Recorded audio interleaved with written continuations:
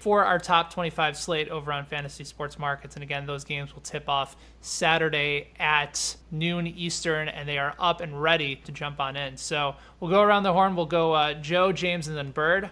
I need a cash play and I need a GPP play for the top 25 slate. Where are you guys going to go? For my cash, I got a qualifier first. Definitely for FSM, Justin James has to be in all lineups, right?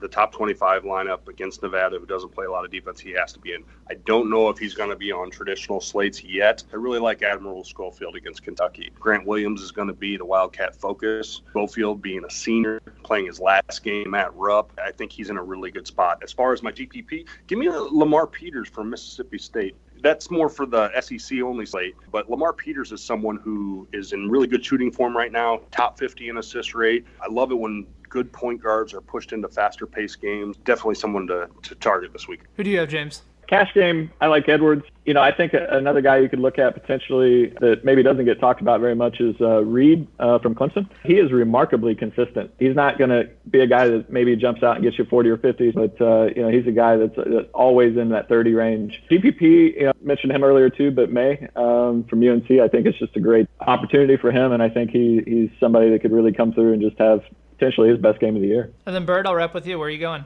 Yeah, so it's GPPs. Let's go Dietrich Lawson from Kansas. Kansas is at home, massive favorite, a nice over-under of 148. Dietrich's averaging 19 points, 10.5 rebounds. You look at West Virginia, Kanate's still out. Ahmed and West got kicked off the team.